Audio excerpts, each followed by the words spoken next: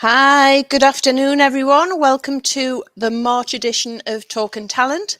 And every month we try and bring you a different angle that can help you within your business, help you in people management, also helping you with recruitment. And today's special guest, I'm absolutely delighted to be joined by Paul Cheetham. Paul's had over 30 years of experience in HR, coaching, all around employee wellbeing, working across a wide range of sectors to influence culture change, structural change, performance improvement and team development. But more recently, in later years, Paul founded his own coaching and consultancy business, which specialises in emotional intelligence. And unlike I thought when I first found out about emotional intelligence from Paul a few years ago, it's not about being emotional.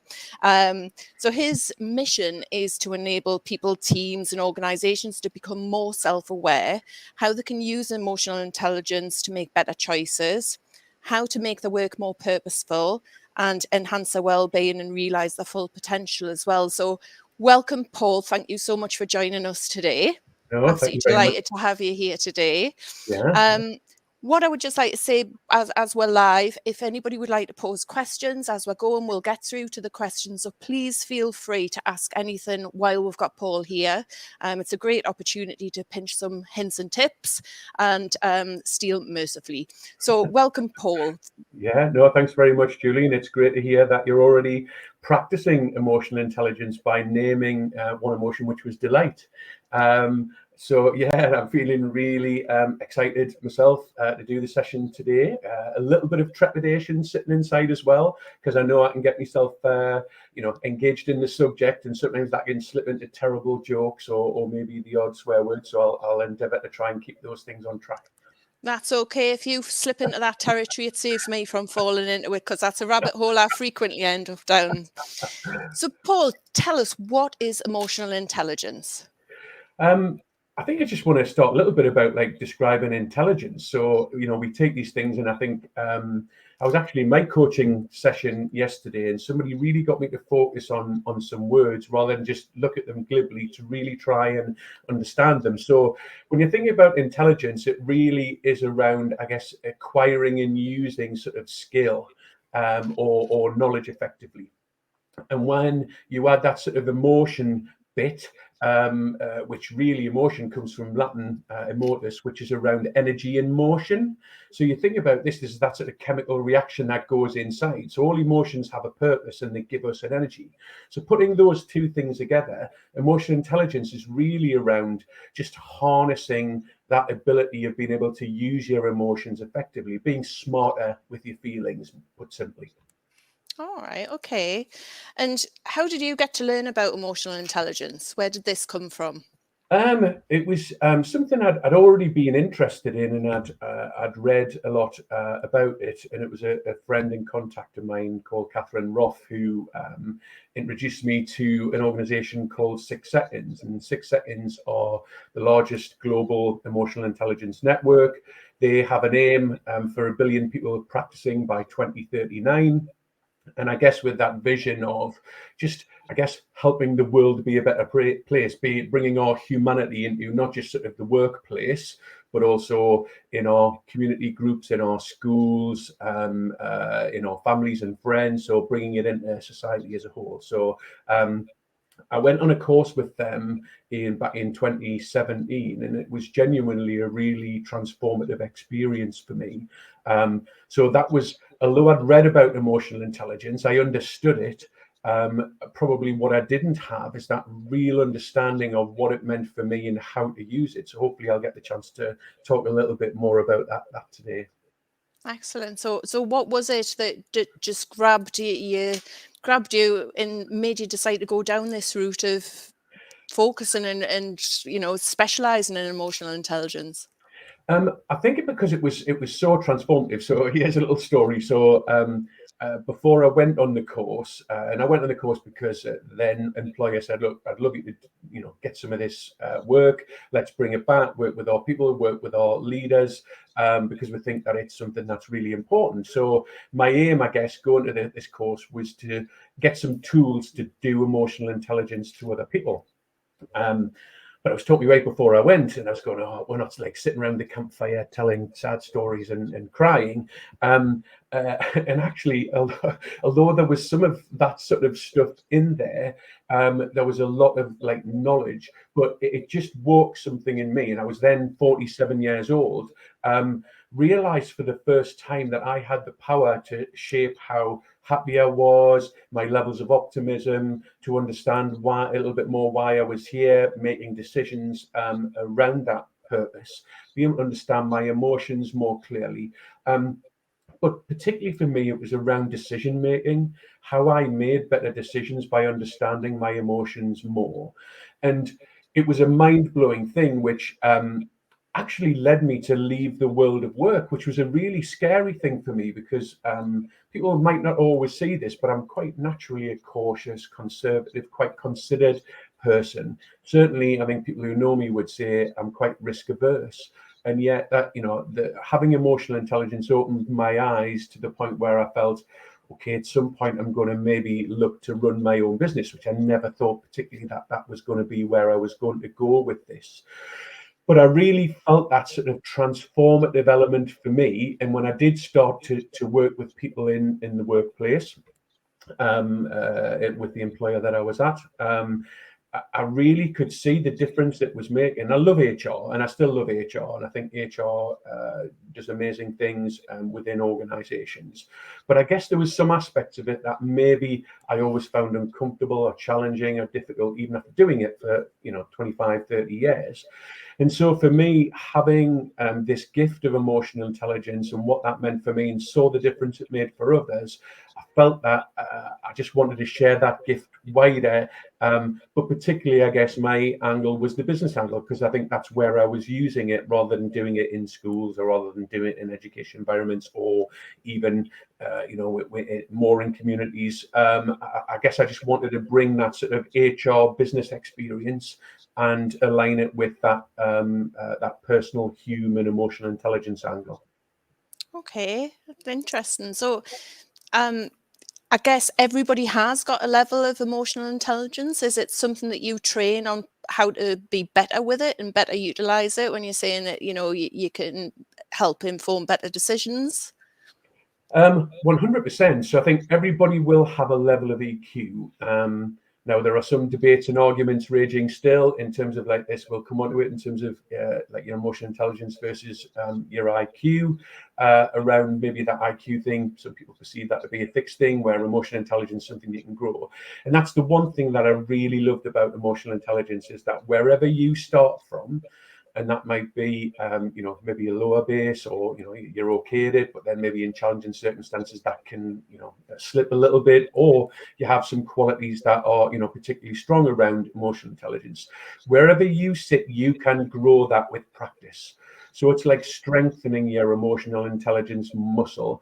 If you're doing your emotional intelligence reps every day, you're going to strengthen that muscle.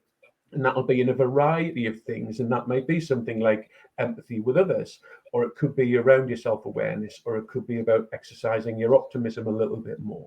So there's various different competencies that sit within that. And sometimes it's around having a good balance, not necessarily all of them being towards the high end of the scale, but just around being sort of a bit more of a balanced approach to that. But yes, in simple terms, yes, you can grow your emotional intelligence, but it will only happen if you practice it. So people Okay. might come off the session today, or I do training sessions, and I'll go, the learning, yes, you'll maybe learn some new things today. I'll maybe give you some new ideas or some new concepts, but really you will learn more when you are doing it in real life, when you're having that challenging conversation with your wife, or you're dealing with maybe a difficult customer, or you're having like an innovation conversation with a manager at work. Those are the points where you really have to practice, and that's a bloody scary thing, because you're actually doing it in real life with real people in real circumstances, which if it doesn't go right, but you're experimenting. This is you becoming on the journey to being a self-scientist. You're having experiments in a conscious way with your own life. Okay. So can you give me some, I know you've mentioned a couple of skills there. Can you give me some examples of emotional intelligence in practice in the business environment or personal? I know you said a challenging conversation with your wife, but yeah, can you give me some examples of that in practice? Yeah, and I know me wife will tell you, and I just hope she doesn't watch this back or nobody tells her actually it is. But certainly where maybe in challenging conversations with her, and it was very frustrating to her that I would always withdraw. Typically, my response, my pattern was to withdraw. Which was really annoying because she liked to sort of, challenging what's going on. And, me withdrawing meant that maybe it showed, well, does he really care about this? And I did, but I would always hide what I felt. So for me, emotional intelligence allowed me to go, I'm going to name that emotion. I feel really frustrated there, because the research shows that name it to tame it. And that's one key tip. Is you naming your emotions starts to because you're moving into your thinking brain. You're going, I feel frustration, I feel anger, I feel a little bit of guilt or sadness or whatever that may be. And then you're starting to understand, well, what is the wisdom of that emotion? Frustration is my way is blocked. So you start to go, well, what's blocked here? So you can see that you start to become more nuanced in that emotional language. And what you're doing is you're moving from that emotional overwhelm into a more balanced thinking and feeling, in order for me to be able to articulate those emotions and why it is, and really ultimately what I want, which is maybe for her to understand this is important to me, rather than me just withdrawn because it was counterproductive, because she didn't know it was important to me because I didn't show anything. So it was, it might have felt like the right thing to do. And a 47-year-old pattern is really difficult to break out of. And for me to then break out of it and maybe say, oh, I feel a bit sad about that, or I feel upset or a bit frustrated about that, was scary as hell. Because she's going, like, what's going on with him? Why is he acting weird? But like, hopefully you get to the point where, strengthening. We talked before about my 30-year wedding anniversary this week. And maybe part of that's down to me, having a better understanding of myself first before I start going, let's do emotional intelligence and you need to be more emotionally intelligent. I had to start with me. So that's just one example. I mean, I can talk to you about other people too, and other ones I've come across. Does that give you a feel though? Yeah, definitely how it can be implemented in your personal life. So a lot of people from the audience today will be from a contact center background. Can you give me an example of how, say, on the front line, are dealing with vulnerable customers? We're moving into a space in the recession where, the cost of living crisis, we're going to have a lot more vulnerable customers that dealing day after day with difficult conversations, with people in bad situations financially and making tough decisions. How can the frontline advisors use emotional intelligence to help them build resilience? Yeah.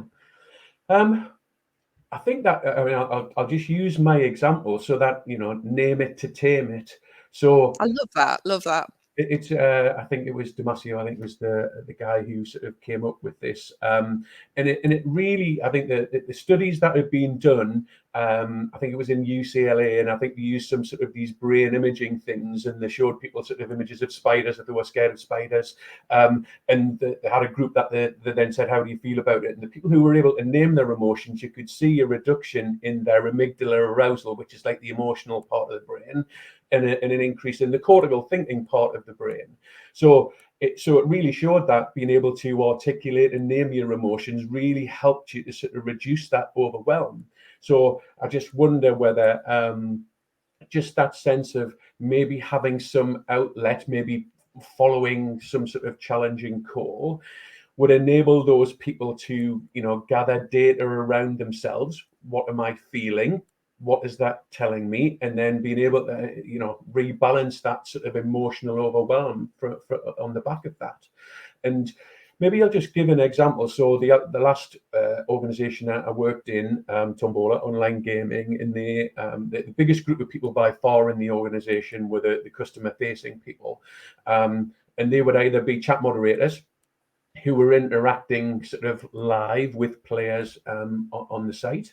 And at times, again, there was some very sort of dark conversations. So people saw it as almost like like a very much a social thing where you go to the local social club or whatever, and would chat with not just them but with other players too, and also our customer service teams, who would also, and say player teams who would be looking after customers who would ring in or chat to them around that. And you know what?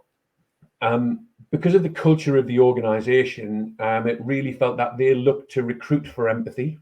So people who were able to build connection, maybe not just in tone conversation, over the phone, but actually people who would be able to do that like online, being able to pick up emotional clues from people. So I think they did an amazing job of being able to do that already. I think for them, the challenge potentially was, well, what was the impact for our people who were dealing with those players? And because they maybe were focusing on that empathy side for others, were they applying that empathy for themselves? Were they doing that sort of, emotional development that would enable them to be well and have greater levels of resilience, were they looking after their physical well-being, their emotional well-being, what thoughts were they having, were they clear about why they were doing what they're doing, in that purposefulness allowing them to move forward. So I would say for that organization, it was really more around maybe, not how can they dampen down the empathy, but how can they manage that effectively from a high starting point. Maybe other organizations who maybe starting point was more around, follow the rules, do the process bits really well, but maybe not do so much work around connection. It may be that dialing up increase empathy competency would be something that they would need to do. This is what I love about emotional intelligence. It's really around, it can be unique to you, to your team, to your organization. It's not like I'm going to tell you what the path is and this is the right way to go. It really is you taking that information as yourself or your team or your organization and going, how do we best apply this in order to fit what we need for us? So it's very specific around allowing you to interpret that depending on what your needs are. Okay. So can you How did give me any tips? that? Yeah, definitely. But I'm trying to put it into context with myself. So what tips would you give me to become more emotionally intelligent? I know you've said name it to tame it, but give me some examples of how I would develop that skill. Right. Okay. Now, I don't know if you want to, is there like a particular challenge that you've got that you want to talk about that's on your mind? I don't know if there's something that's going on that you think, oh, this is a bit tricky, or finding it hard. Yeah. Okay. So I'm currently building a new team, Yeah. and I'm finding it very hard to let go of control whilst developing people. So how can I use emotional intelligence to help me let go of control? Okay, so there's a lovely model that, so the organization I studied with, I said, was called 6 Seconds. They have a lovely model which is called KCG, and it stands for Know, Choose, Give. I've got a lovely little visual here. Can I just quickly show Oh it? yeah, absolutely. Down there. I mean, I could share, but I don't know if you can see that. Okay. Yeah. So the first one is know yourself. The Yeah. second one is choose yourself. And the third one is give yourself. And I love this simple model because it's like a spinning wheel. So it's not like just a static thing, because emotional intelligence is energy in motion. It's about you moving through this in a constant cycle. The first one is know yourself. This is a pursuit. So it's something to pursue. It's awareness. And this is around tuning into your emotional data. Okay. Yeah. The second one is management. So it's around, this is you making proactive, intentional choices, doing it, when you've thought about it. And the final thing is about direction. So why are you doing that? Like what, to what aim? So when you're making those decisions, to what aim? So I'll put that down. So when we talk about the awareness thing, and when you talked about that, building the team and control, and feeling a bit strange doing that, you say, well, what am I feeling? So when you're thinking about that awareness, have a think about, well, what is it that's going on? What emotional data is there for me? So if you don't mind, so if you had to name some emotions that you're feeling around that challenge, what are they? Okay. Probably loss of control, bit of anxiety. And yeah, I probably would say they are the biggest ones. Yeah. And, when you start to really delve into this, enhanced emotional literacy is one of the competencies, but the start is like, what am I feeling? And then you go, okay, so that anxiety, well, what does anxiety mean? Well, anxiety is a complex thing for everybody, but for me, it's something like fear plus anticipation. So I'm maybe anticipating that something bad's going to happen. So, okay, that's really interesting. So what about, how does that fear serve me? I'm telling myself that something's going on here. So really noticing that when you're maybe making those critical decisions is important, because you think, well, I'd like to dampen that down a little bit. What could I replace fear with? So you're starting to get into, that's really interesting. I'd like maybe a little bit more courage instead of fear. What would courage look like? What would a courageous decision be? Which then sort of starts to move you into, what options do I have? So to choose yourself is around opening up the funnel of, rather than just doing the thing that you automatically do when you feel scared or not in control. So if you thought about maybe how you might normally respond when you're out of control, what would that sort of look like, Julie? Taking it all on myself, doing more myself, I guess, just to have that confidence in myself. It's being done. Yeah. And how does that serve you? Well, it's not developing anybody. I'm letting everybody, it's not what I want to do. So I guess it is kind of looking at the opposite end of what your emotion is to look at the solution. Is that right? Well, I think it's just about creating options. So there's almost a sense of, imagine somebody's giving you a paper for an exam, and it says, Tom's got this situation. Can you list 10 options to give to Tom to choose from? So you're almost treating yourself as like a bit like an academic exercise, because you've got the wisdom of your emotion, because you've listened to it and said, there's something going on here. And then you're thinking about your emotion, which then leads you to go, that's really interesting. Normally my options are narrow because I just do what I always do. My pattern is to always, I'll do more. And I don't know if this is true, but what that means is I'll do more, but then I'll do more and I feel maybe my well-being is compromised because I'm overwhelmed, because I've got too much work on. I've got stuff going on outside of work, and you're starting to do all of that.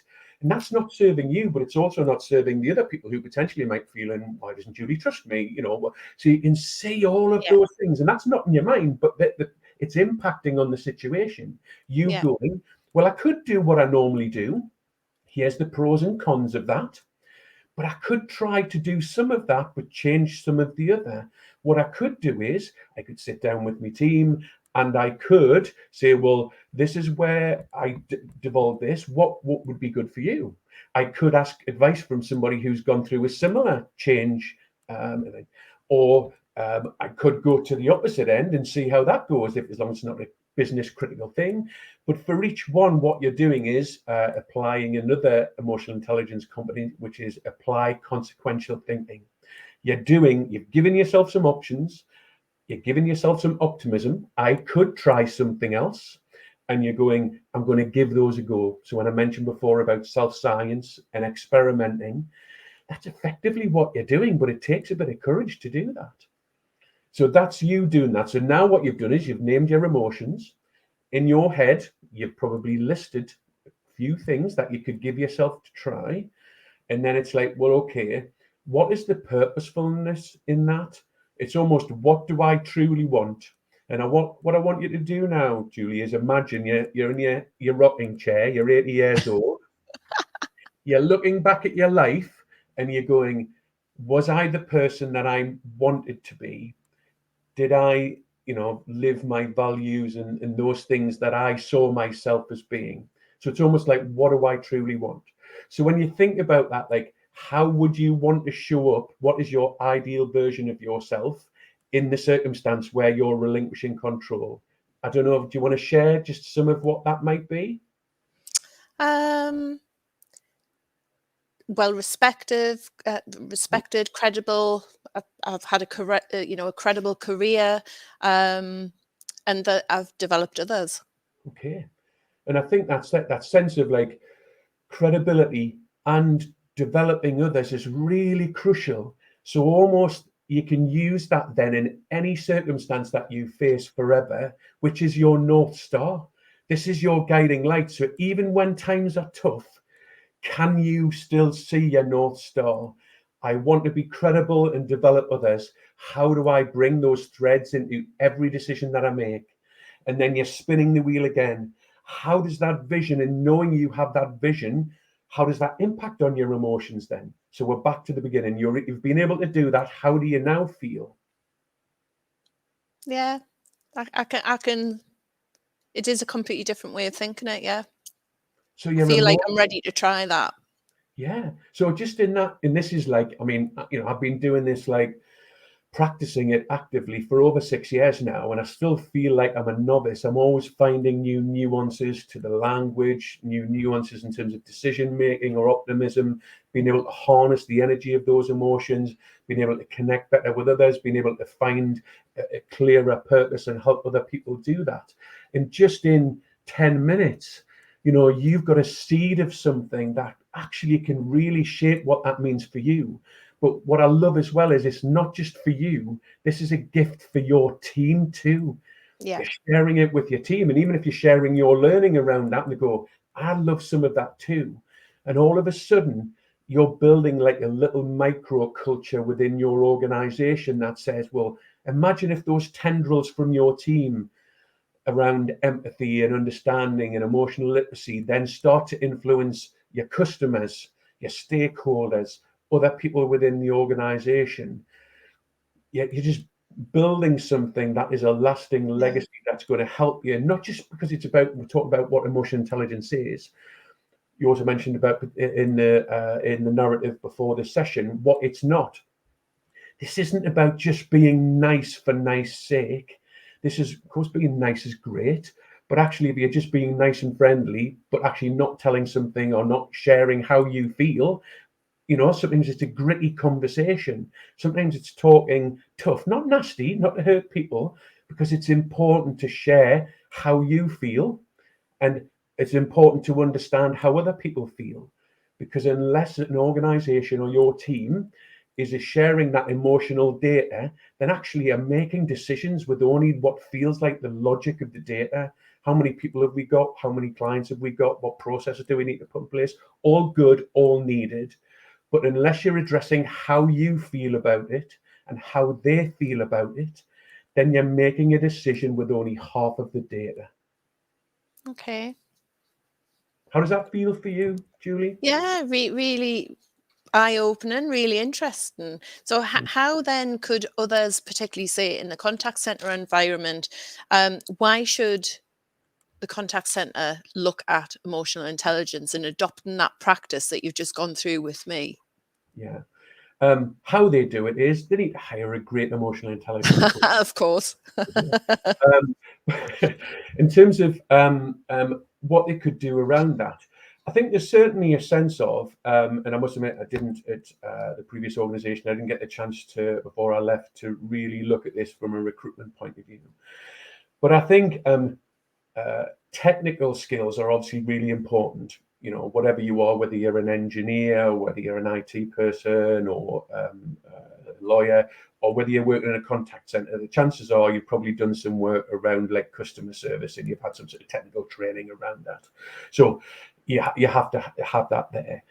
But I think most job specifications, or even the thinking around setting up, who do we really want? And sometimes it's about filling a job, isn't it? It's like, oh, I need a bum on a seat a little bit. But actually, to get it right, starting to think about how do we want to recruit to help shape culture? The culture, the aspirational culture. It might not be the culture of now, but like this aspirational culture of where you said what your aspiration was, didn't you, on an individual level? This is the same at an organization or a team level. Who do we truly want to be? How do we want to be remembered? And that might be something like we want people to have a good understanding of emotional literacy. We want people to be optimistic to move forward through a challenging conversation, and we want people to be empathetic. So we're going to build that into the job specification, and we're going to look to maybe see how we might identify that, and that might be through like an EQ assessment. It might be through making sure we've got some really good questions in the interview process to really get a sense of how skilled they are. We can grow that, but actually, where are they right now? Where they're at a really low level where they're never going to get it. And am I okay to refer back to the last LinkedIn Live you did with Mark Nichols, was it? Yeah, sure. Yeah, and can I just quote something that he sort of said, which is around the why. You're picking people around their why, and this is about rebranding. How even getting people to apply. It's about people finding meaning in their work. How are you finding people who find meaning in their work? So it's not just, oh, I've got 10 customers today, I've got to make so many calls, I've got to be on 30 seconds.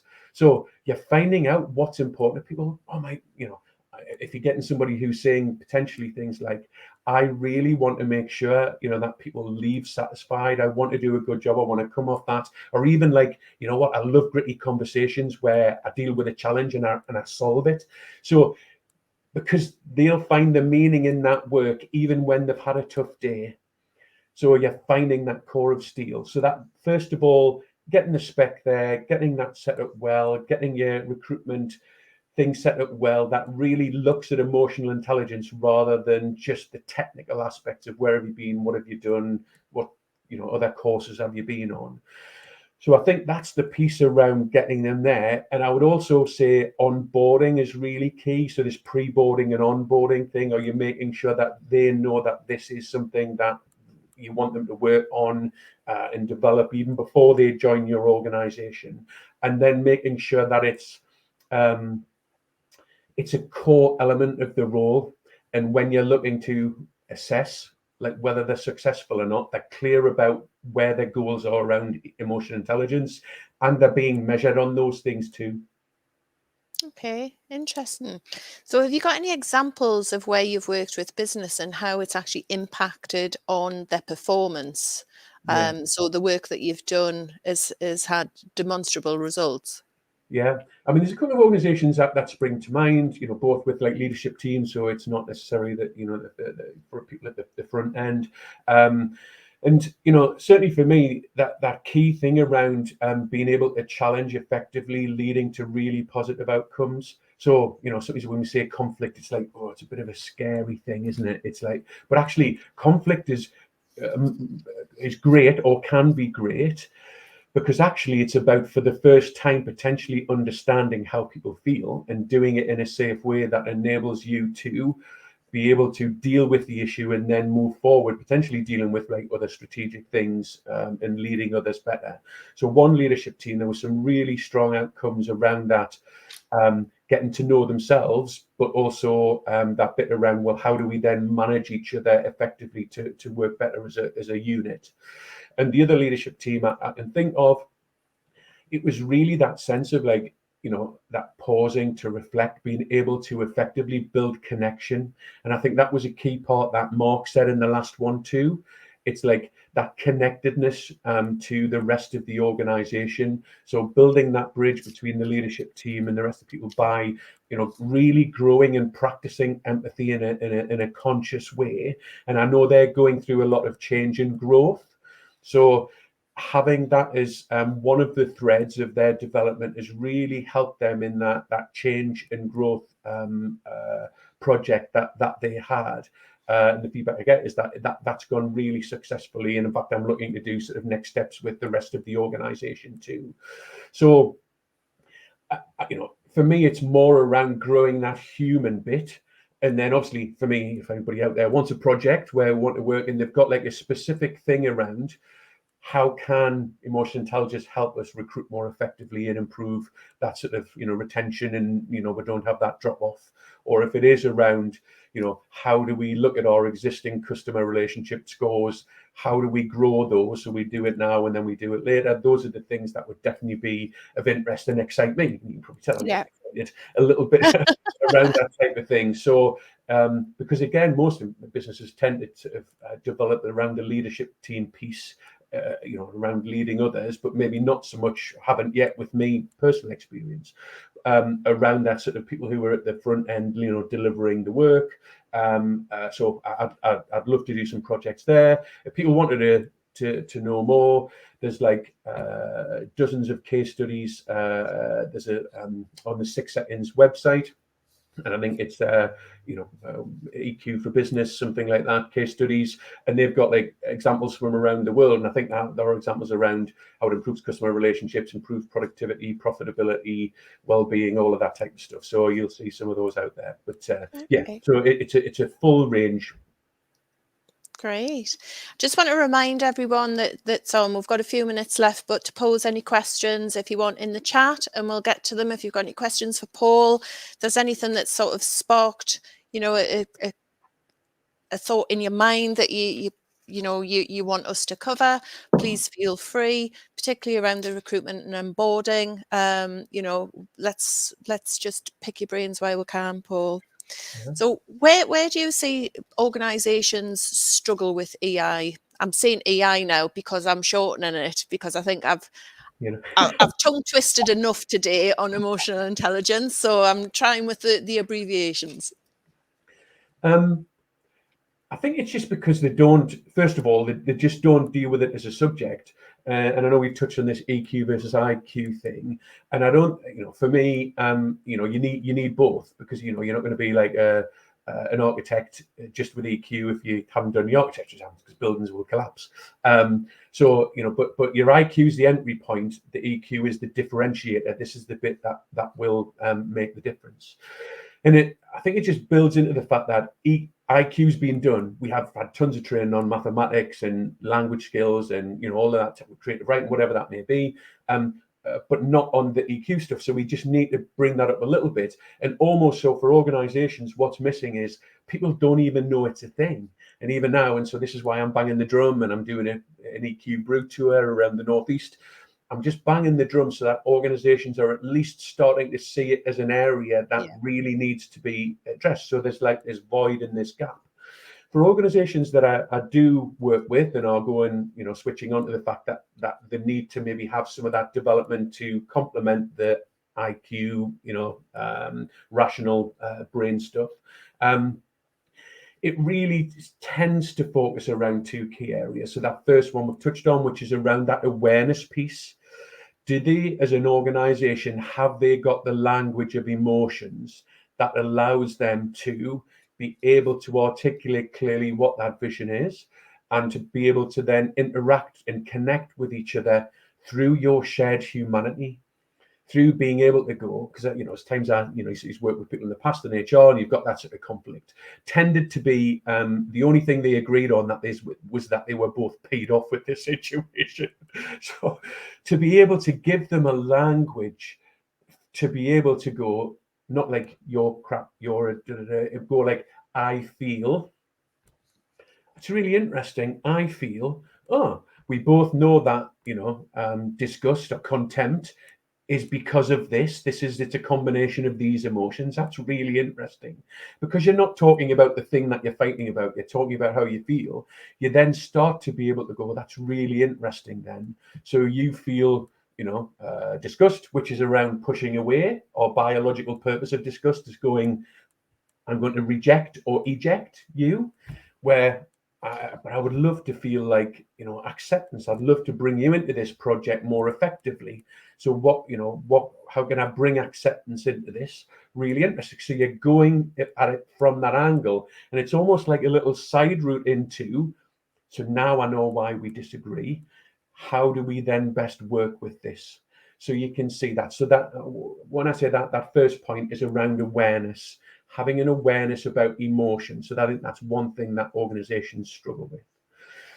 We've got a question here off Terry as well, just saying, thanks for this, Paul. What would you say the best way to sell the business need for deliberate investment, be it time, effort, or financial in this space? Ooh, really good question. The best way to sell. I wish I knew that answer, because I'd probably sell more. But so there is some statistics, and there's a lovely graph that I do use when I'm showing people. And on one side of the graph is success. So, and success is defined, and then it's got your level of EQ and all of the little dots. And this is, I think, a study of 127,000 people across the globe. So it goes from bottom left to top right, which shows there is a 53.2% correlation between your level of EQ and your level of success. So if you grow EQ, chances are you will be more successful. So I use that graph as like a lovely for our statistical friends out there. But for somebody simple like me, I love this phrase: emotions drive people, people drive performance. Discuss. Because people go, well, actually, it's not emotions that drive people. Really? So you've never been driven by anger, disgust, shame, grief, excitement? That's never ever motivated you to do something. All right, okay. And people drive performance, and most companies will still trot out that glib phrase, people are our greatest asset. It's not always true. But you put those two things together, it's emotions that are driving performance. And unless you're paying attention to those, so thank you very much for that question, Terry. I probably need to get better, maybe how I might sell that. But if I want people to remember one thing, it's emotions drive people, people drive performance. Great question. We've got another question come up here from Olivia. As an employee, how do we encourage others in the workplace to name it to tame it? Yeah. I would say, Olivia, thank you very much for that question. I would say start with you first. I think practice it first, know what that feels like. Because literally, I went into it thinking I'm going to get some tools to do. They need to learn about emotional intelligence from that HR perspective if they're always getting it wrong. And actually, it was like, oh my God, I need to apply this, heal thyself sort of thing first.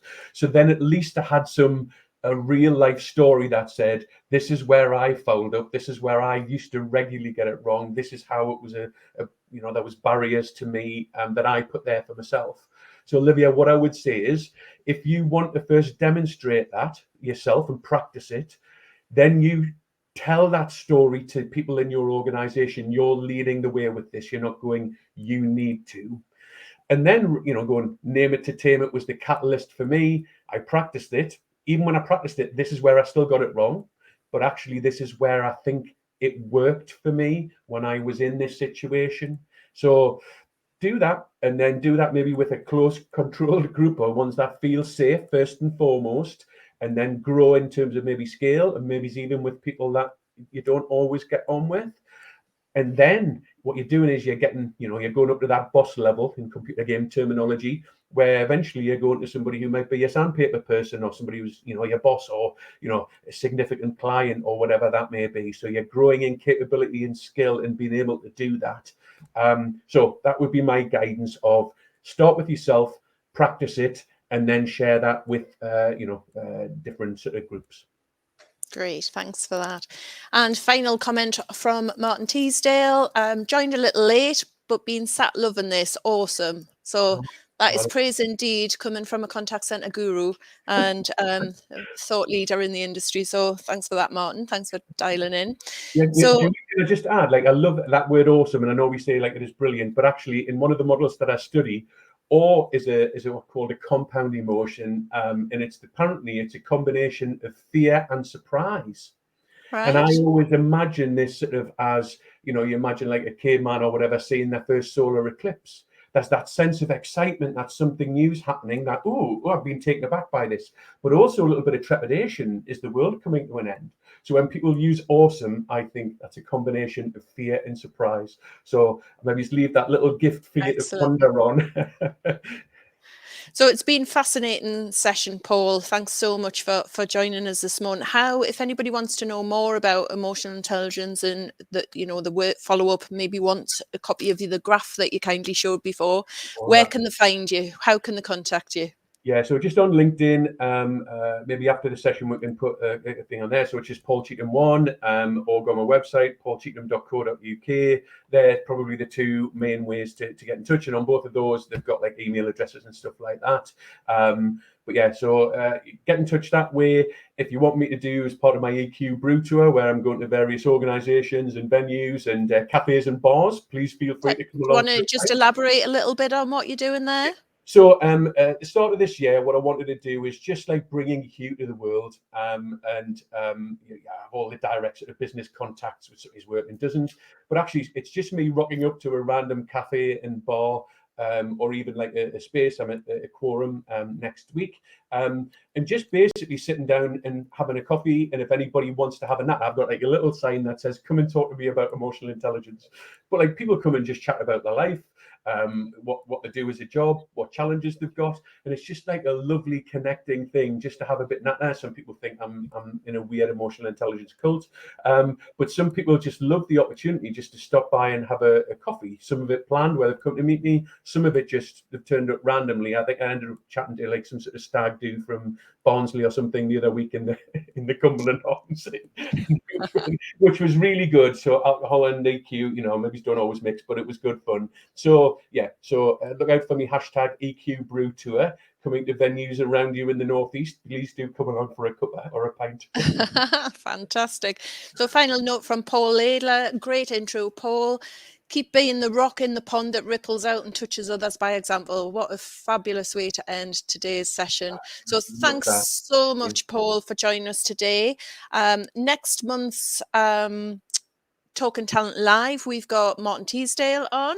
So we're going to be talking about his career to self-employment, having left a director role for a large supplier to the contact centre industry, and how he's building the contact centre community and the team leader community. So that is going to be 12 till 1 on the 12th of April. I'm super excited about that. So please keep an eye on socials for details of that. And once again, Paul, thanks so much for your time, and we'll see you all again soon. Thanks, Julie. Thank you. Bye-bye.